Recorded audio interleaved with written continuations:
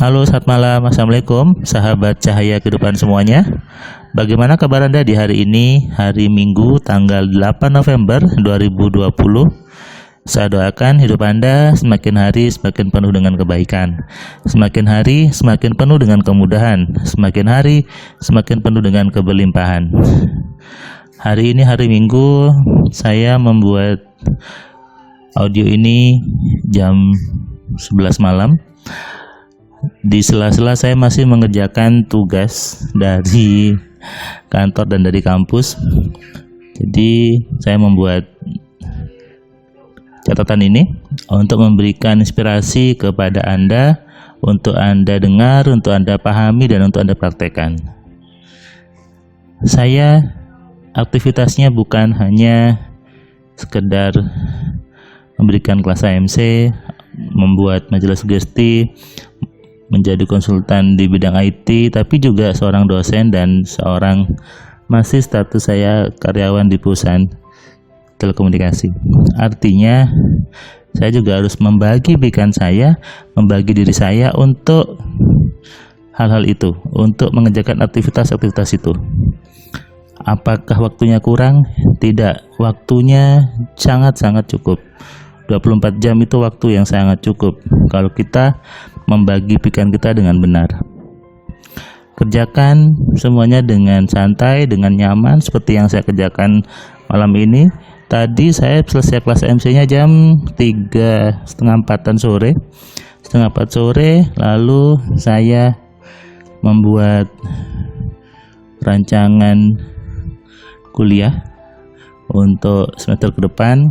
Kemudian ada juga tugas dari kantor dan juga mencari bahan untuk tulisan S3 saya gitu ya.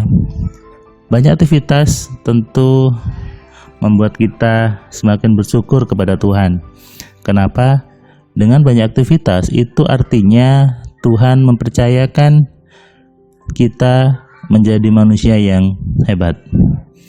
Manusia harusnya bisa ada di banyak profesi, bisa ada di banyak aktivitas. Coba deh, kalau ada handphone dia hanya bisa jalan satu aplikasi, apakah itu handphone bagus? Tentu tidak. Handphone yang bagus adalah handphone yang bisa menjalankan banyak aplikasi, ya kan?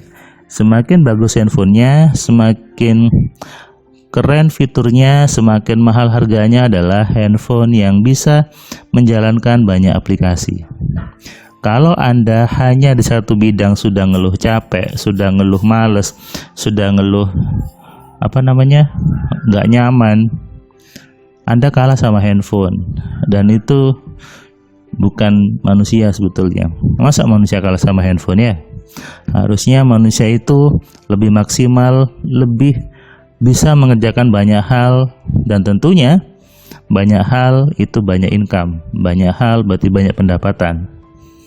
Kalau satu bidang Anda dapat 10 juta, kalau 3 bidang masing-masing 10 juta, dapatnya bisa 30 juta. Terus Anda ada yang gini, Mas Herman, tapi kalau satu besar kan sudah cukup. Oke, satu besar misalnya satu bidang 100 juta.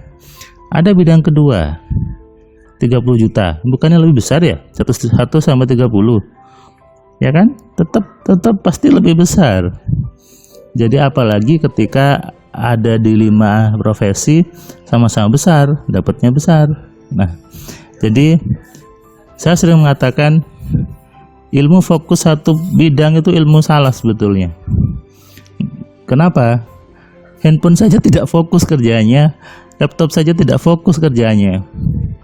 Anda buka handphone, Anda bisa dengar musik, Anda bisa balas WA, Anda bisa buat presentasi, dan sebagainya.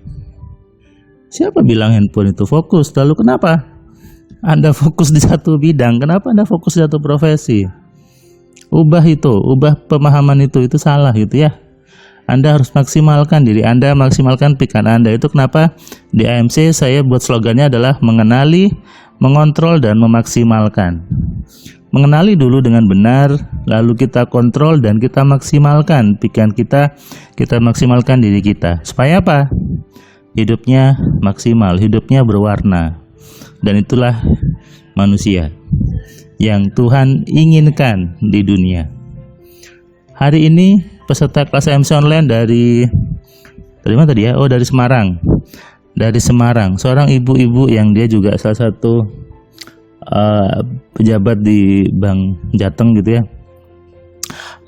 Dia tadi cerita tentang hidupnya, ada cerita tentang pengalamannya yang bagus, dan dia akhirnya ketika belajar dia sadar bahwa ternyata itu saya yang mau ya, ternyata hidup saya tergantung saya. Selama ini saya salah, selama ini sering ngeluh, selama ini sering capek di banyak hal, dipindah ke bagian satu ngeluh, dipindah ke sini ngeluh, padahal itu saya yang pengen. Kalau saya sadari, memang saya dapat lebih baik ketika dipindah itu. Nah, ini juga yang kadang orang salah gitu ya. Misalnya dia ada di satu bagian nih, lalu dia dipindah ke bagian lain, menganggap itu hal jelek. Akhirnya jelek beneran. Ini yang jadi sumber kekacauan.